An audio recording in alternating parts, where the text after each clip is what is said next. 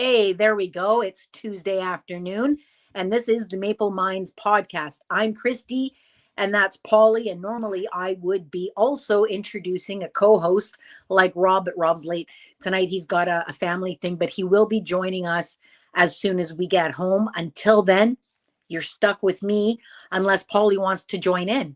Uh, Pardon me. So before I get into anything that we want to talk about today, I just want to remind everybody to subscribe to our YouTube channel, please. We really want to get up to 500. And when I begged you guys last Friday, we did see our follower count increase a little bit. So thank you so much to everybody who does support the show. Thank you to everybody who subscribes. Thank you to everybody who gets other people to subscribe. And I really hope we can encourage more people to subscribe so that we can get to our 500 mark. And also, if you aren't following us on TikTok, make sure you do that too if you are on TikTok. And if you have anything that you'd like us to cover, make sure to leave a comment on one of our YouTubes or our TikToks. Paul, you'll see it and she'll get it to us. And before we went live, she and I were talking.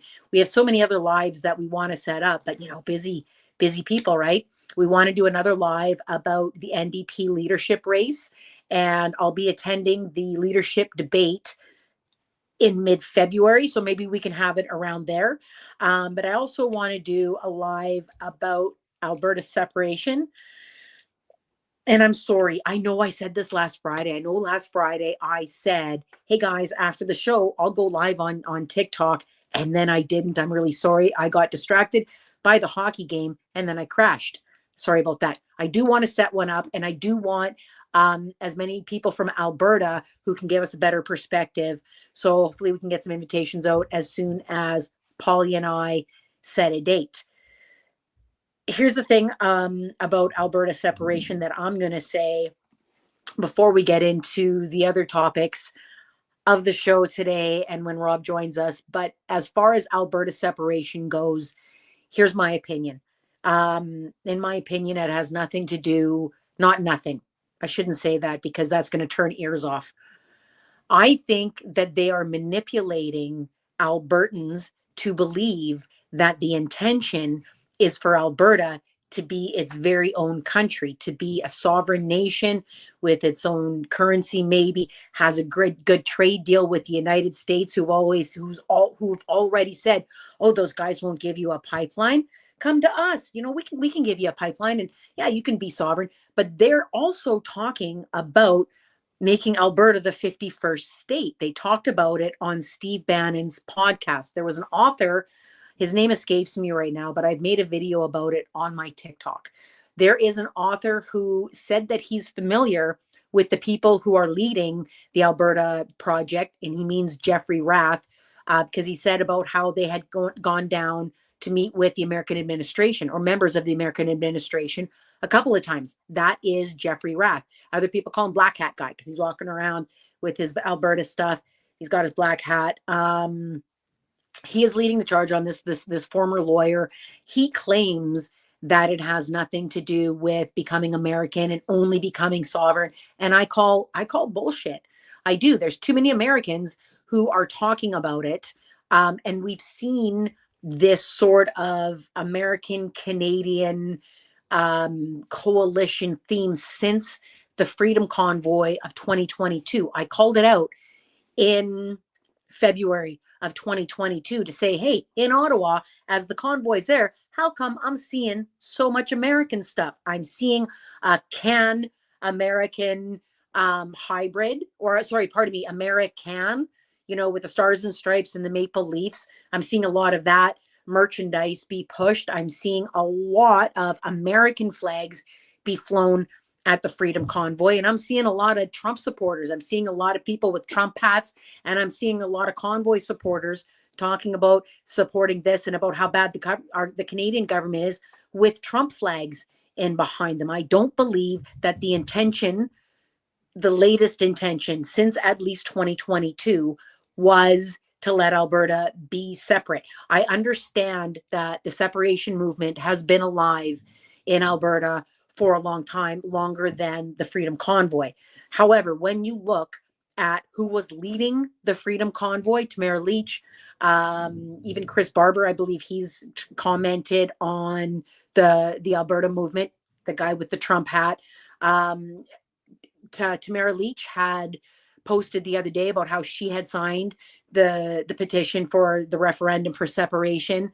Keith Wilson has been pushing separation for about 7 years before the first convoy. When I say the first convoy, the Freedom Convoy that the majority of Canadians are familiar with from February of 2022 was their second one. The first one, led by the same people, Pat King, James Bowder, Tamara Leach. Well, I'm getting all excited. I'm moving my camera. They did one already in 2019. It was called United We Roll. And it had a similar sort of mechanism that I recognize in where the intention for the first, and it wasn't near the size of the Freedom Convoy that we're all familiar with, but it started out as speaking against the government in the interest of oil and gas, and how they didn't feel that the interest of oil and gas was being represented in Ottawa. And then it kind of morphed as they got there into an anti-immigration protest.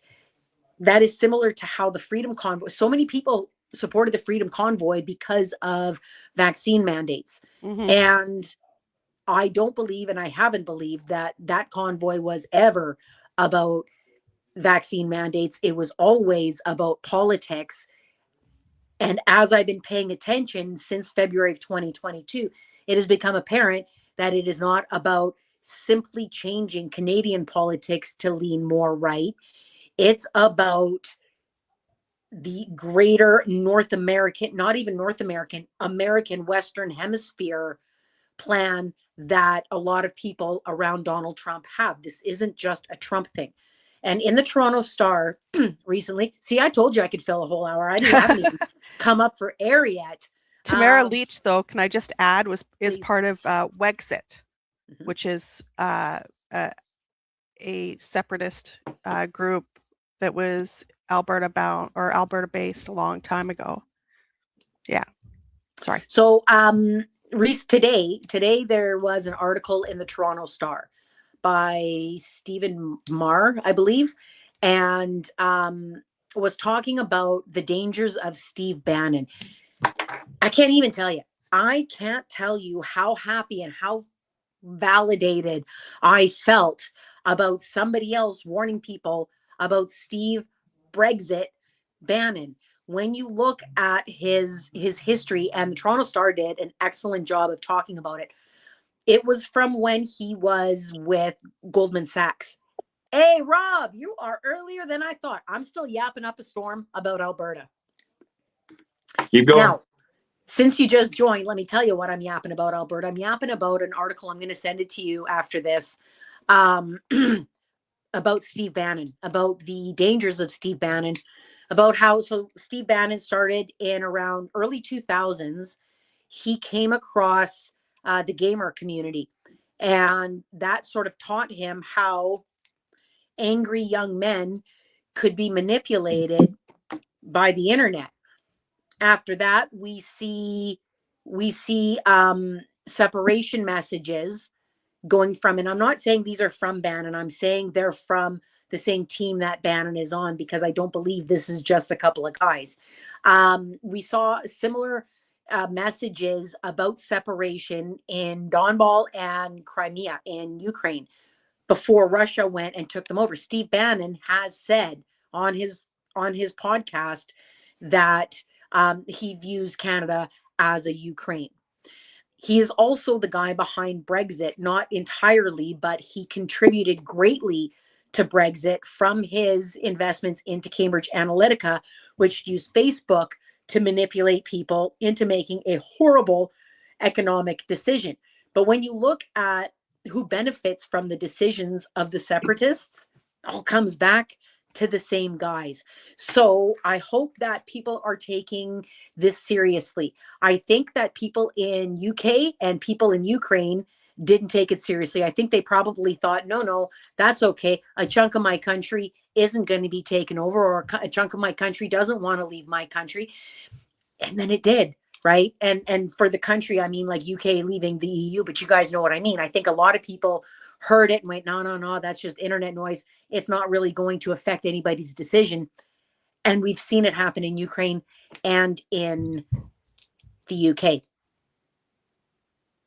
Yeah, I think it's dangerous, and I think anyone who thinks that the Alberta separatists, it's all just Alberta, and there isn't a massive, push from entities in the United States that are in there, getting their fingers in there, their hands dirty in there. Like, this isn't just about Alberta. I mean, people Let have me to tell you, it's have not to. just about Alberta. I agree it's not just about Alberta, as in it's about the states. And I actually talked for about 10 minutes straight about that before you joined. I really did. Oh, okay, yeah. But now I think we're going to start to see a shift in pressuring BC Conservatives. I already saw one post today about, hey, BC from the separation group or something. I think it concerns them for all their talk about that's okay, we can sell our oil down through the States. I think they recognize how much easier it would be to have the province with all the ports to be on side. I think that people in British Columbia, even though we're an NDP province, I think we would be super naive to disregard the amount of British Columbians who are following Dallas Brody, who are cheering on One BC, who cheered on John Rustad, who are cheering on some of the conservative candidates who have further right views. And when you have a further right view, you are more likely to agree with the Alberta separatists. Yeah, and I mean, we would be naive not to think that the second there might be any sort of growing, backing for, BC to leave as well, that the US, those US fingers and hands would not be all over it, like all over it in a heartbeat, right? Listen, I mean, like, yeah, like it's they Jeffrey Rath, the guy who's in charge of the Alberta Prosperity, whatever, posted about looking forward to meeting with the U.S. administration about a loan for $500 billion. Now, I don't know if that's Canadian or if that's American. It doesn't matter, man. $500 billion is a lot of money. I was Now, gonna say first, 500 billion. I mean, yeah, right? Canadian, American, whatever. I mean, It's a shit ton. And I think it's naive, so naive to believe that somebody is willing to loan you $500 billion. I would love to see what the interest rate on that is. But I think, why would you think that they're just they just like us. They want to see us be independent. They have no alternative. They have no ulterior motives. It's like thinking the bartender who's flirting with you actually likes you and that he doesn't work for tips. no, you mean stripper, right? Same thing. Bartender for me, stripper for you. Yeah. Right? I think we all sort of see the reality in it all anyway. I don't know. I think, Like, well, at least a lot of us should see the yeah. reality. I mean, any fool who thinks that a stripper or bartender is actually into them is a fool anyway. So, I mean, here's the thing: is that at the end of the day, And it's exotic dance. we do have a bunch of fools. I mean, hell, we have a One BC party.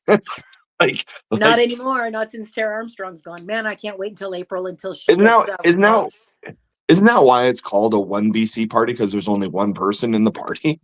It's done, BC. Yeah, yeah. I mean, not a party. I wonder what they have to do with goodness. the money that they got for being a party, right? And I still can't believe that it's gone. I mean, I'm sure it's gone. Most of it probably went to that video. She said it didn't. Dallas Brody said that they Let's see worked the on a receipts. shoestring budget. Let's see the receipts. If what it else is wasn't, interesting? show the receipt. And we didn't plan on talking about One BC, but hey, man, since we're here, you know what I noticed is that Othman guy, the guy that was the reason for all of the explosion, he only posts American stuff. Like, I don't. Interesting, right? He's also the only guy to like my post when I asked if anybody actually had proof that he was a real person, or is he just an internet person? But that's probably just me and my paranoia, but I think paranoia is kind of healthy.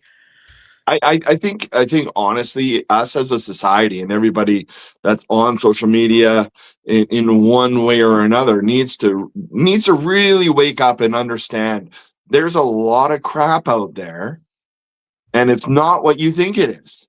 It's not from who you think it is. You know, like a lot of this stuff about attacking Carney and all, these rage bait things where they're trying to rile up the conservative kind of grouping and all this stuff. People have to realize, chances are that's probably not even a Canadian. That's probably not even a real person. It's a group of, like, I mean, there's a lot going on. There's a lot going on out there, and people are falling for it, and they're thinking puppet strings. Yeah. You don't think it's Russia or Israel or the US that's really trying to do that to Canadians? I think yes for all three. I do. But I think that's also a great segue into talking about what happened online this morning when people saw Scott Bessent say that he was in the Oval Office. So that's another thing. So Rob brings up a great point about how a lot of the messaging that we see, a lot of negative messaging that we see, is not necessarily a real Canadian with real Canadian opinions, but it's a bot farm trying to manipulate Canadians. So this morning there was a clip of Scott Bessent saying, I was in the Oval Office when Trump spoke to Carney, and Carney aggressively walked back some of the inappropriate things he said in Davos. So first of all, before Carney says anything, all the conservative cheerleaders were on this. That Kate Harrison that I've been picking on lately, that conservative opinion lady who goes on Power and Politics, who's totally full of it and just can't stop repeating, we need a deal with the states. How does she end up on TV? Like, how unqualified of a person? She has a consulting company. She has a conservative consulting company. And I understand completely getting different perspectives. I believe that a show like Power and Politics should have a conservative on it, 100%. I believe, though, you should have somebody who's going to tell the truth on it. You can be a conservative and not have to lie. But anyways, what Kate and the other cheerleaders did was they took Bessent's clip. And first of all, why would you believe the guy that says that tariffs are paid by other countries? The guy that just implied a few days ago that if you're carrying in the United States of America, who's the loudest about their rights to carry, if you're just carrying, that's reason for lethal force. This guy is a proven, he said he was a soybean farmer. And I thought he was a soybean farmer. Saying that must be true. They don't. Is he not a soybean farmer? Huh? He said he was.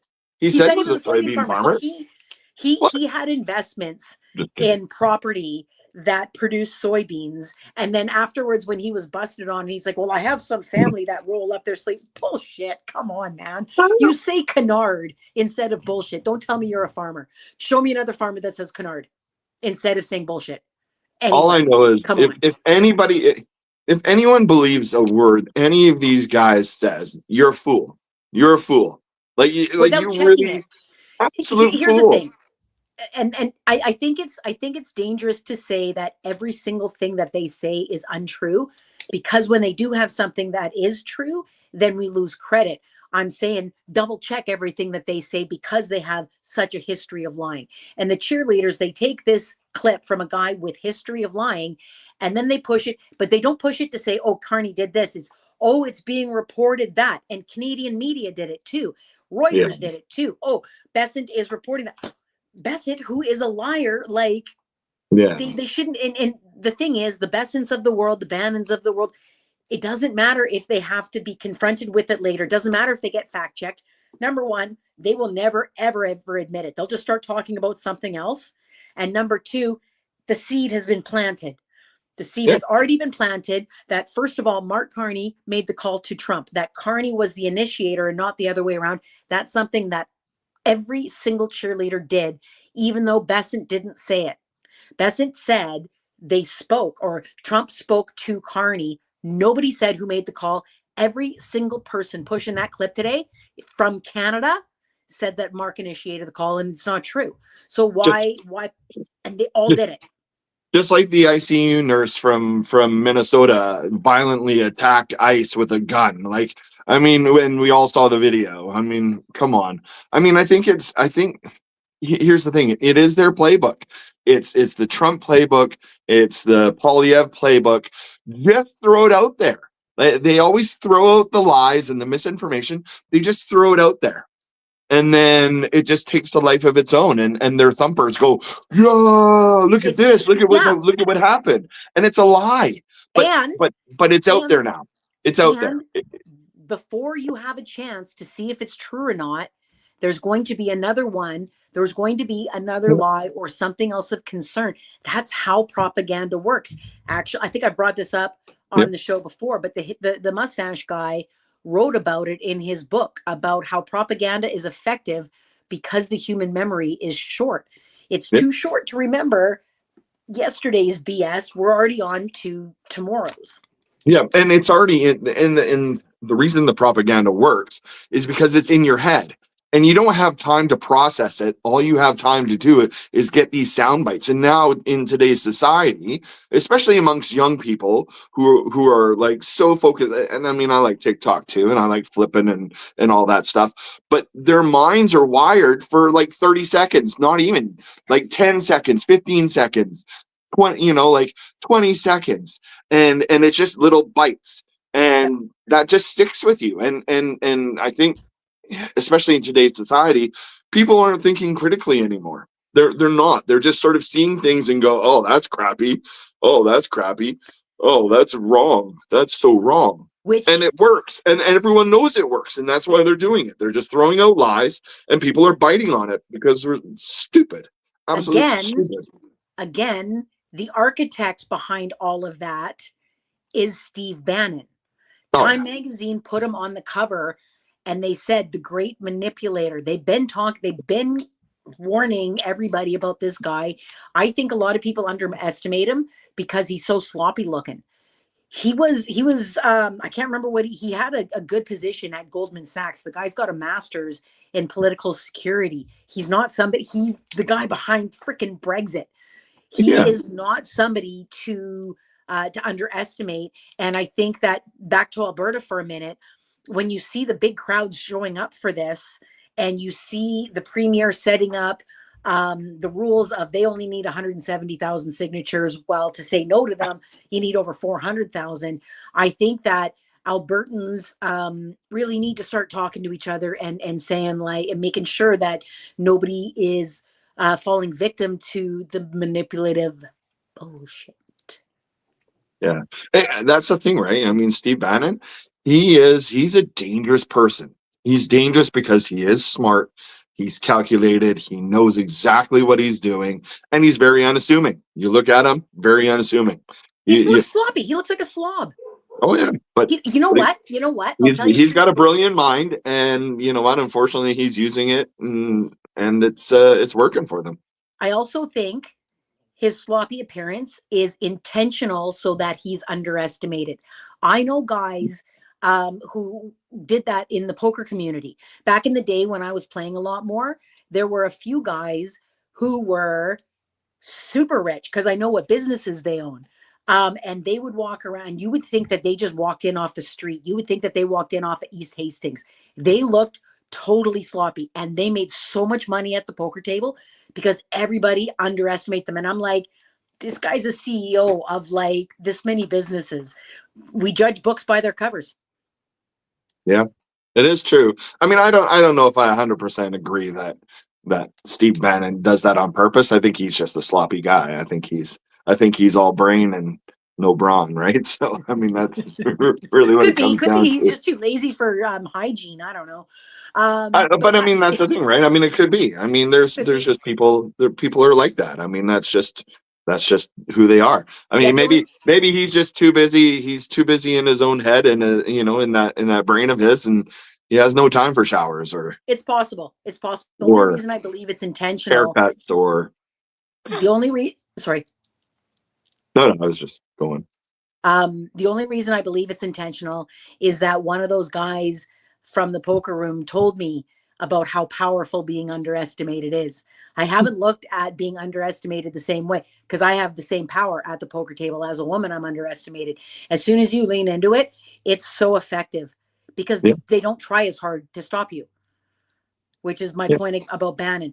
But let's get back to the Carney and Trump thing, because something else happened today besides, before I get into the South Korea thing, Mark Carney did make a statement when he was asked about reporters about Besson's comments to say, no, what I made it clear to the president that I meant what I said in Davos. He said a whole bunch of stuff in front of that, though, which I found interesting. Instead of directly answering the question, saying like, no, that was misinterpreted, or no, I didn't know why he said that, or you know what I mean? He said all sorts of stuff. And then at the end, he said it. But he did say it. He did deny it. And I think that in Trump's world, I think he's nervous about what Carney's doing. I think that that's why they want to stop it so much. I think that's why they wanted Pierre in. I think nobody's going to disagree with me about that. But the reason I think this is because of the South Korea deal. Did you see his tweet? And did you see our deal today?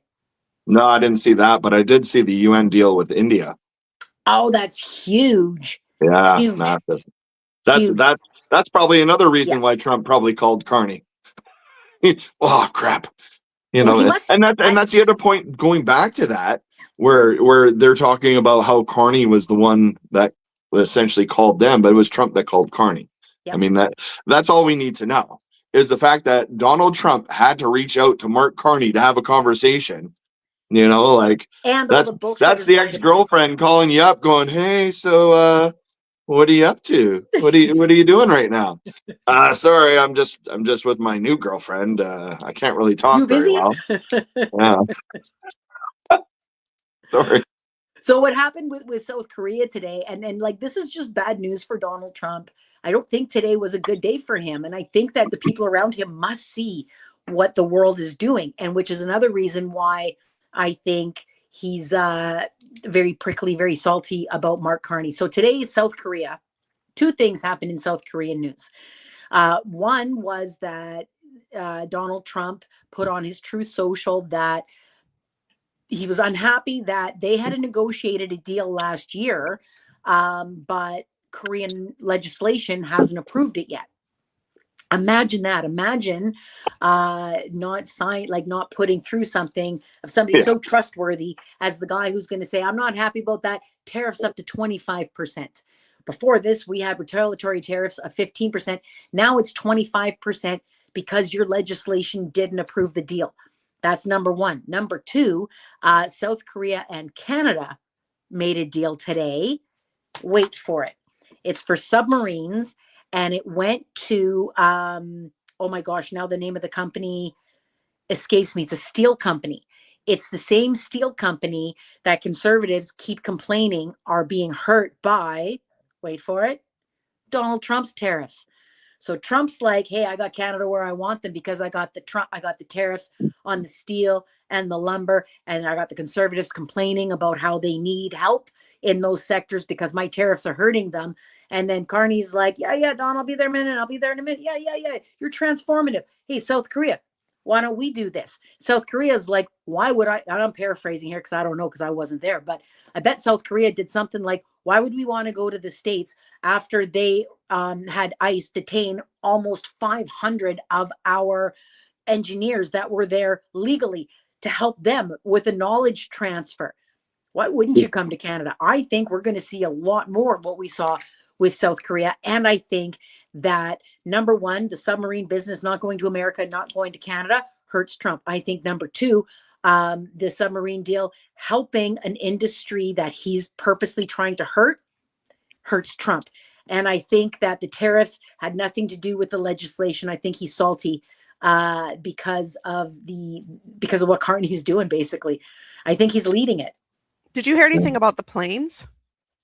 Oh, hoax. Something about if you don't buy our Why are people listening to that guy too? That's another Besant. Okay. when I say that, why are people listening to the soybean farmer? Also, why are we listening to the U.S. ambassador to Canada, who, when he was the U.S. ambassador to the Netherlands, got called out by Dutch journalists for lying about the Netherlands? He said that they were setting cars on fire, and he said something else. There was two things that he said that were demonstrably false, and they called called him out on it. They're like, "Hey, you said this," and he's like, "No, no, no, that's fake news." So they showed him a clip of him saying it, and he's like, "Oh, yeah, can't talk about that." And then he just refused. Like, he's a liar. The guy's a liar. And then everybody's like, "Hey, you know, this guy said this." He says a lot of things, right? So what he said was, if Canada doesn't buy the F-35s from the United States, that they're going to have to fly in our airspace or something. They're trying to flex their muscle. I think with every flex, I think the first few flexes, the world was like, whoa, the biggest economy, the strongest guy at the table is, and it's kind of scary. And now it's like, that guy again? Maybe I'm wrong. Yeah, go back to your poker analogy. It's the big blustery guy going, yeah, trying to bully everybody at the poker table, right? Trying to and finally those everyone else is like, let's just call this guy's bluff. I mean, this guy's just obviously he's got nothing. And you know, he might have a big stack of chips, but we're gonna take him away from him because he's really got nothing up here. And all of a sudden, everybody at the table goes, let's go. And next thing you know, that guy's got no chips left. I mean, that's really taco. Oh, yeah. Taco. Yeah. Taco. Yeah. Taco chicken. Taco chicken. If we want to use a poker analogy, if you're bragging about having all the cards, you don't know about poker, because poker isn't actually about cards. It's about chips. The person who wins a poker tournament isn't necessarily the person who's dealt the best cards. It's the person who manages their chips the best, who finds the best opportunity to add to the chip pile, who's more careful about how they bet their chips. That's the person who's going to win. This guy's like, I got pocket aces. It doesn't matter. It doesn't matter. I'm just going to throw the tariff threat around anytime I get pissed off. And meanwhile, his chip stack is going to be redistributed to other players at the table. 100%. Oh, and man, we're now I seeing want to it. go play poker. It made me itchy to go gamble. Yeah. Oh, it's so good. So good. I honestly, I think at the end of the day, we are seeing the beginning of the end of the United States for being a leader in the economies. Like, I mean, I don't I think they're going to have some serious issues, issues. And I think that besides the economy pain that not pain, the economy challenges that they're finding with the rest of the world, I think that the ICE challenges are, I find it very interesting how they're reacting to the ICE challenges. And what I mean by the ICE challenges is that a bunch of them, and yep, we're moving into Minnesota already, a bunch of the administration flat out lied. And you know what? If I can just take a second and rant against the media needs to stop saying that these people were wrong, and they need to start using the words lying. There is a difference between lying and being wrong, and that difference is intent. Anyways, they lied, right? They lied. We saw Bovino. Oh, we'll talk about Bovino in a minute. The Bovino said that this guy was doing there to create maximum damage and to massacre law enforcement. Stephen Miller called him a domestic terrorist and called him an assassin. J.D. Vance, the vice president, reposted one of those calling him an assassin. Kristi Noem. Yeah. Kristi Noem's gotta go. Did you see? I think they're impeaching her. They're trying. So fingers crossed. But there's a whole bunch of people that we don't talk about too, right? And you know what? I'm going to get to them in a second, because my point of this was about how their reaction used to be just lie, lie, lie, lie, lie, and just stick to the lie. But these particular lies about that Christie and Bovino were pushing and all those guys was only because he had a gun on him. So you have all of the Second Amendment rights guys that are be like, hey, whoa, whoa, whoa, whoa, whoa. I'm a supporter of yours, but I'm a bigger supporter of this. And what you're saying goes against this. And so what we saw was Trump, we're not going to say that anymore. We're going to wait for an investigation. We're going to talk in the way that a normal government would talk about it. And we're going to pretend that nobody actually accused this guy of being a domestic terrorist or assassin. And when people bring it up, we're just going to talk about how there's going to be another investigation. And in fact, the deputy Department of Justice minister, or the Todd Blanche, assistant deputy attorney general, said, I don't think anybody thinks that anybody was comparing this to the legal definition of domestic terrorism. And that's literally word for word what Kristi Noem said. So did you see what Donald Trump said today when he was getting on Air Force One? He brought up again, he basically doubled down and said, oh, he shouldn't have been carrying a gun. And they're like, what? So like today, good. So like people are going to lose their mind. They're going to lose their mind. I hope so. I hope even more. Stick to that. Even though just recently, the last couple of days, he's been kind of, walking back on what happened there. And he's definitely realizing, obviously with the 100 different camera views of all the different camera clips of everything that transpired, he's like, there's no way out of this one. Like and I'm sure the people around him are like, Mr. Trump, like there's camera views of absolutely everything. There's no way for us to fake this out. There's no way for us to say, this isn't what it is. That's not it. But Donald Trump is. I'm pretty sure he's walking back a little bit. You think it's the Second Amendment people? No, I think it's the Second Amendment people. But then why would he say that? Why would he say that getting onto the plane, saying he shouldn't have had a gun? That just goes against absolutely everything. Because he also can't say I was wrong.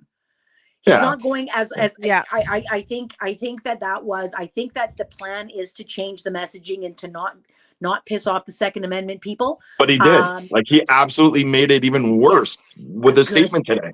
Absolutely made it worse. Honestly, I think that's his ego. I don't think that's his plan. I think that's his ego. I do. He can't admit he's wrong. I don't think it's his ego. I don't think it's his ego at all. I think it's just he's senile. Like I don't think he remembers what he had for breakfast. So I mean, he doesn't remember. He doesn't remember the people saying to him, "Don't say anything about this." Remember, the NRA, they're our biggest sponsor. They love you. Don't piss them off. Don't piss them off. And then what does he do? He responds to reporters by saying, "Well, you shouldn't have had the gun." Yeah, that's good. And everyone behind him are going, "Oh no, why? Yeah, why would you say that? We just talked about this 5 minutes ago. Don't say anything about the gun." They have to come out and have Levitt. They have to come out and have Levitt save him again. Oh, she is so good at what she does. She is so well trained to divert and so actually going to that point, Kristi, like to comment on her, she is a horrible person who like I am baffled at the fact that she even wears a cross around her neck and it doesn't burn through her skin when she talks. But I will give her all the credit in the world. She is so damn good at spinning garbage, like absolute insanity. Like it's insane how good she is. It's insane how good she is in being bad. Do you know what she did before this? Do you know what her job was before she was the press secretary? Stripper? No. Why would somebody who wears a cross be a stripper, Rob? Come on. It's possible. No, she was part of Project 2025. She was the person in the videos that was promoting it. They have probably been training her since she was very, very young. That's my guess. Grooming. But even when they said to her, when they identified to her the comments that were made that had that had stated domestic terrorism and assassin, and she's like, I haven't heard Trump say that, and just about what Trump thinks, just what Trump thinks.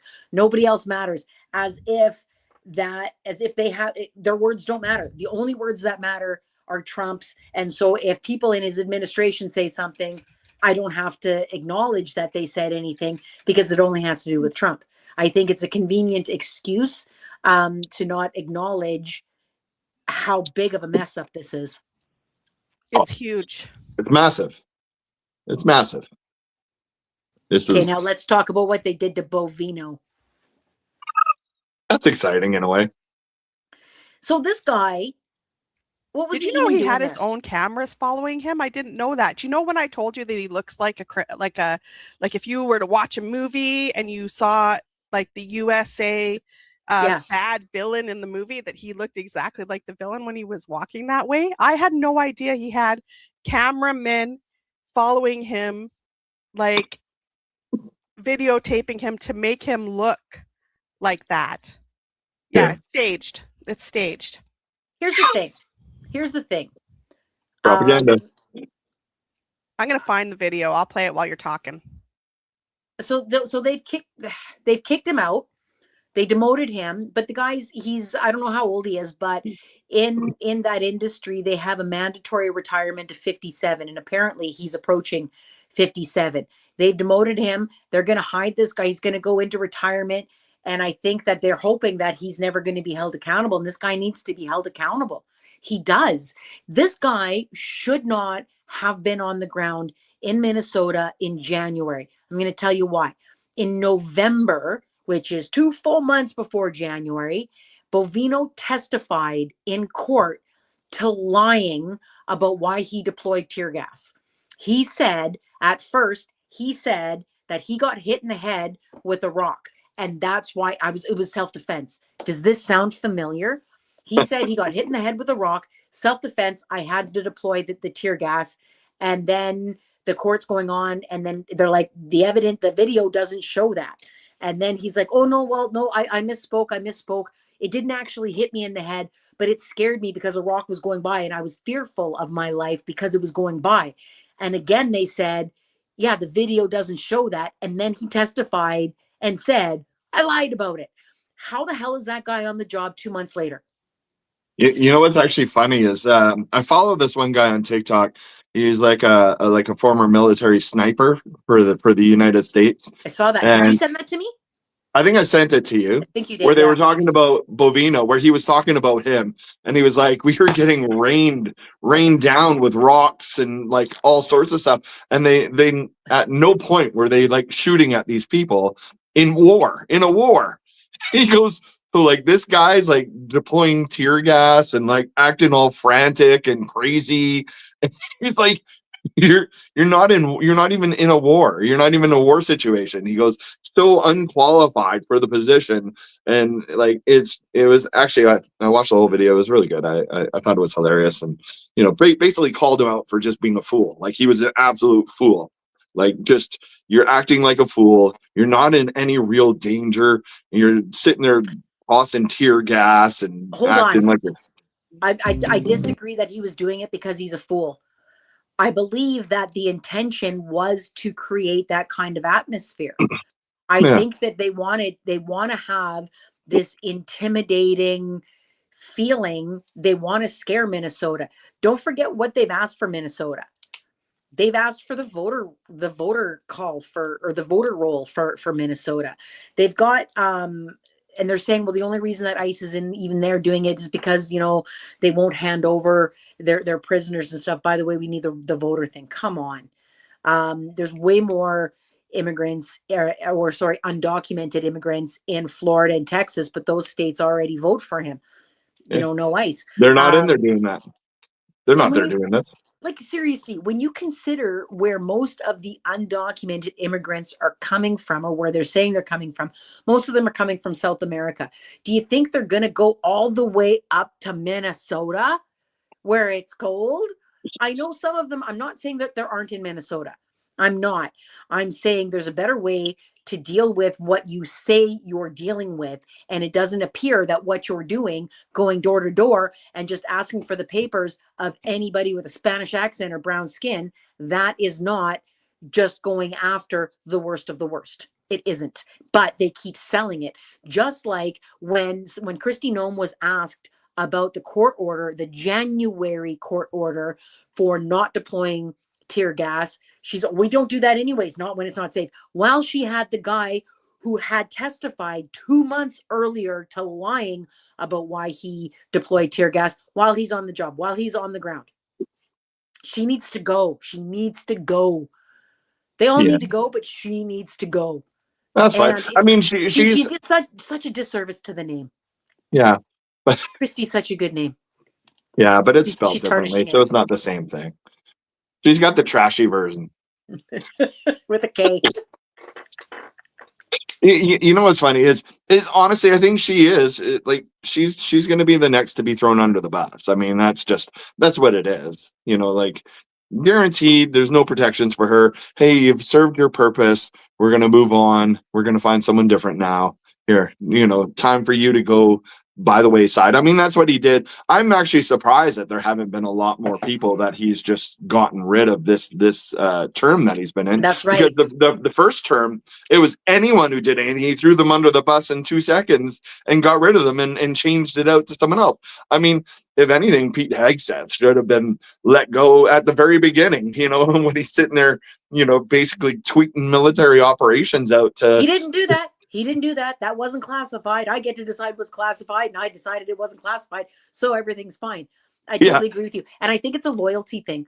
I think during his first term, we didn't see the North Korea style meetings that we see now, where it's so creepy. It's so creepy, where he sits there at the table and then they go one by one and then they just kiss his ass shamelessly.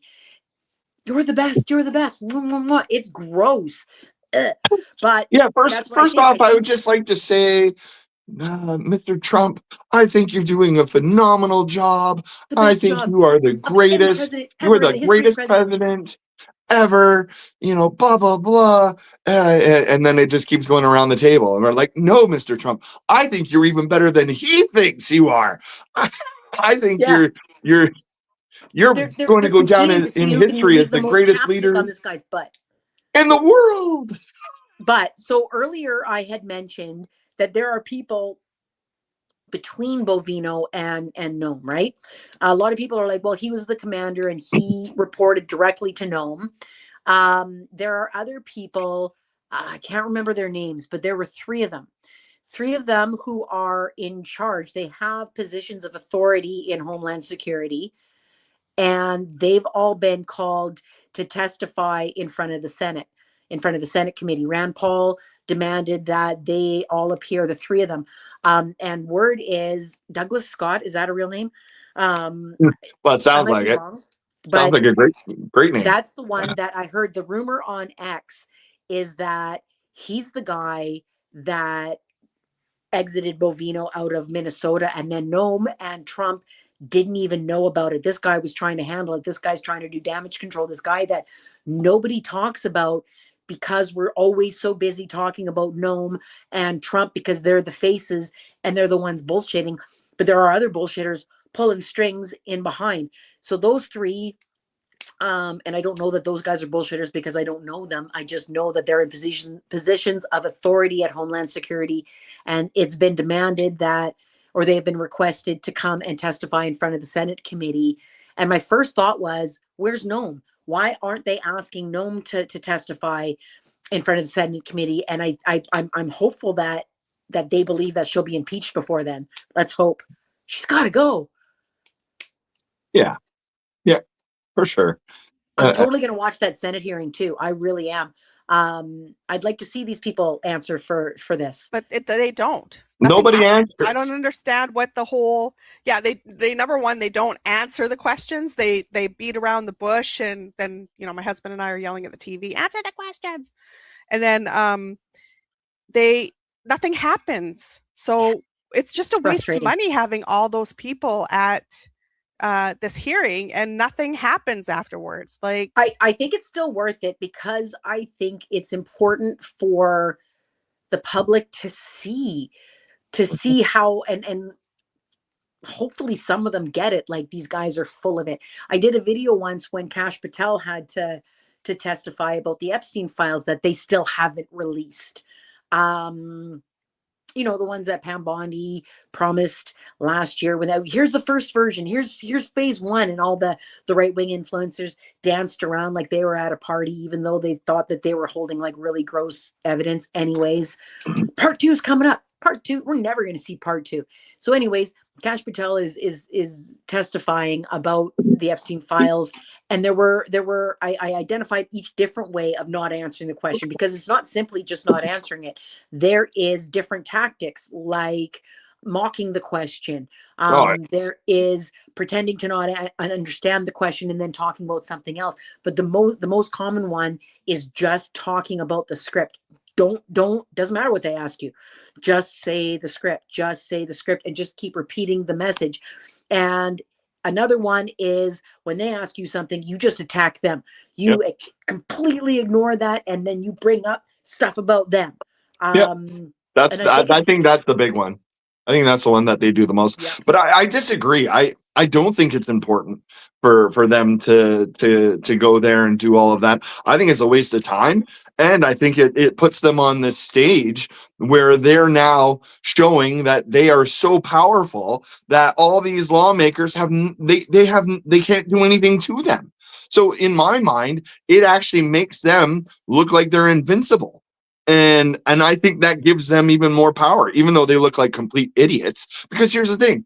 We all look at it and go, man, they're complete idiots. But then there's the other group, the base, that are sitting there going, yeah, look at, they're untouchable. They don't even have to answer the question because they're so powerful. We've got this, blah, blah, blah, blah. Look at the way they're, going back at them. Yeah, attack those guys. They're the real problem. They're the swamp.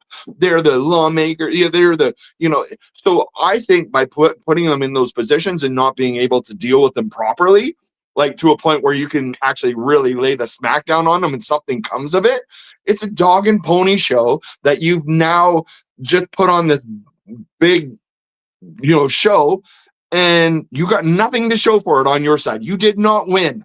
I don't care what you said to them. I don't care the fact that they didn't answer the question and they look like complete fools. You still lost because they walked out of there and they still got a job and they're still doing what they're doing.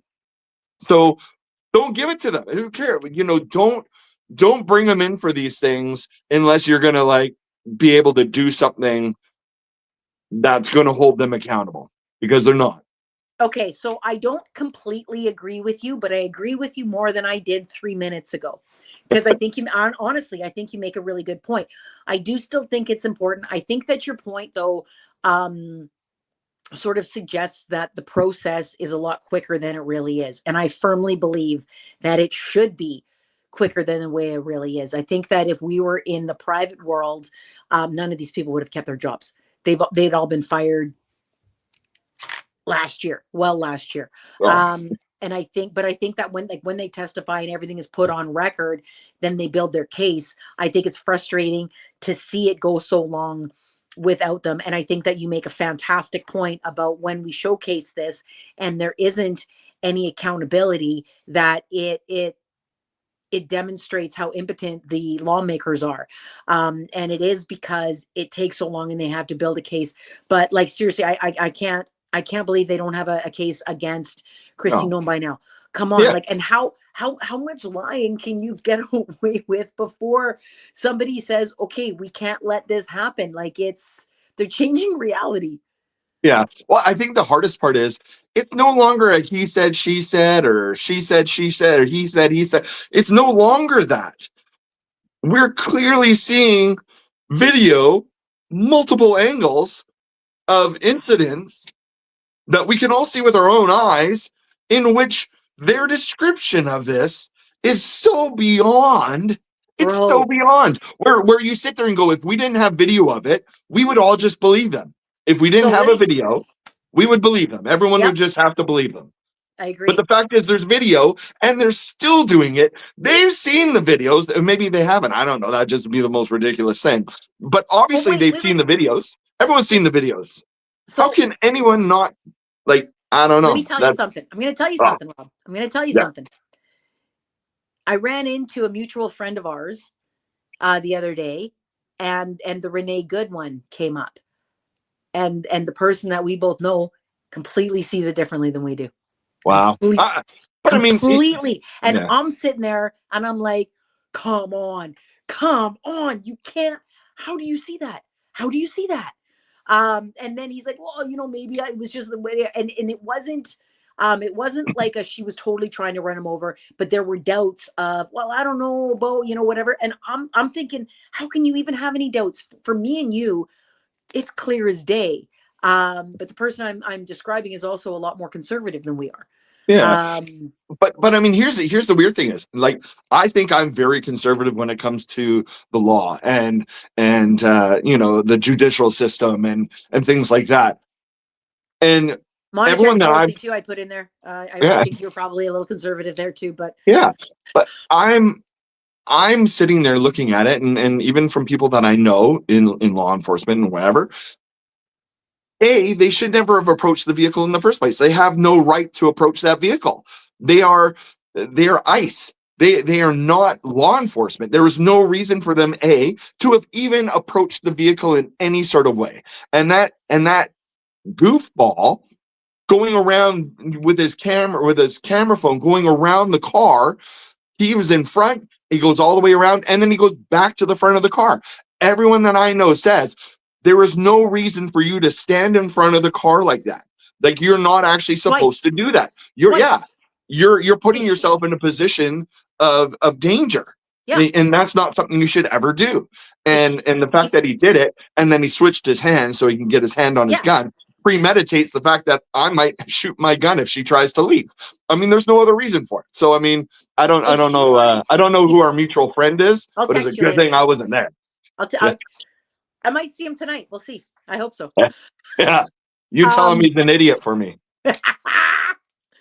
I think that if Good had intended to harm him, she could have done it. She had a clear shot the first time he walked in front. Yeah. She could have done it then. Would have been easy. Yeah. Then and she would have turned the wheels towards him. Huh? Yeah. She would have turned the wheels towards him. Yeah. Like, I mean, we know this. I mean, at the end of the day, she turned the wheels. She was just trying to get out of there. Yeah. He shouldn't have been stopped in the first place. That guy should never have been where he was, and he should never have fired his weapon. I mean, super simple. Everything's simple. And they tried to do the same thing with Alex Petty. They tried to do that with him. They tried to say, this is the bad guy, this is the bad guy, this is the bad guy. These guys were fighting for their lives, this is the bad guy. And then a whole bunch of people went, no way. There are people on X where I'm like, they're saying like, hey, this was actually, one of them was the Principate from Vancouver. You know him. He's so far right. Mark Emery. He was big big name in BC in the 80s and 90s. He went to jail for selling seeds when weed was illegal. And he was a big pusher of legalizing weed. And he's super, super far right. And he said, American government's lying to you. That guy was clearly murdered. And I was like, whew, there are people that I'm agreeing with that I'm surprising. And I don't agree with Mark on anything else. But I'm going to say something else just before we have to wrap it up. And this went so fast. But do you know who I'm agreeing with now? And it's killing me. I'm like, every day I'm agreeing with this guy. And it's uncomfortable because it's Jason Kenney. Yes, he's on Twitter and he's like, yeah. He's saying stuff I agree with. He's calling out the Maple MAGA guys, and I'm like, go Kenny.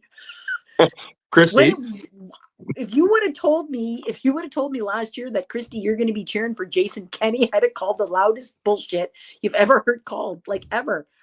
I think it goes back to our political spectrum in Canada and even in the US, where the right has gone so far right, authoritarian right, that the people that were conservative, that are still kind of in the middle, even if they are slightly on the right, they're left out now. They're looking at these guys over here going, wow, you guys are nuts.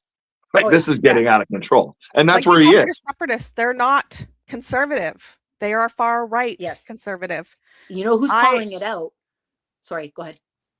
I have friends that don't agree with anything that they're saying, and they're conservative friends. Like, they don't like how the Conservative Party's gone. They don't like any of it. I don't dislike conservative people. I love No, having conversations with conservative people, and I love just changing opinions. Maple MAGA isn't conservative people, even though they shake their pom poms for Pierre. They're not. What they're really doing is they are greasing the wheels for the Americans to open the Albertan door. that's right. Yeah, that's all All it right. is. And I'm sorry to have to do such a quick wrap up, but I got to go. Maybe I'll run into that guy later. Yeah. Tell Rob Tell him how I thinks you're feel. wrong. Rob says you're an idiot. Yeah, see, that's the better part. That's the real one. He's a fool. Maybe one day soon we can all get together for beers and we can do it in person. That would be fun. Perfect. I'm in. Anyways, for everybody else at home, thank you for joining us. If you haven't subscribed to our YouTube, please do so. Please make sure your friends and family do. Make sure you're following our TikTok. And if you have any requests for anything for us to talk about, make sure you leave a comment in our YouTube or our TikTok. We will be back on Friday at 5 o'clock Pacific time, 8 o'clock Eastern.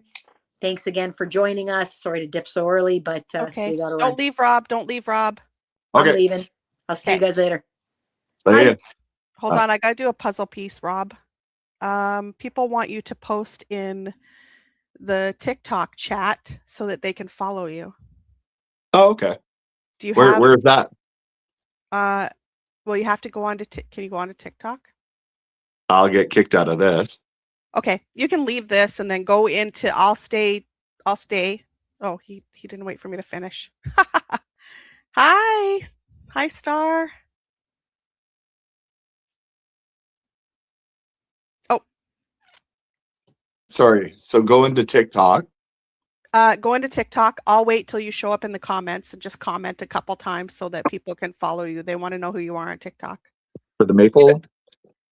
Yeah, Maple Minds. Go into Maple Minds and just comment in the live. Click on the live though.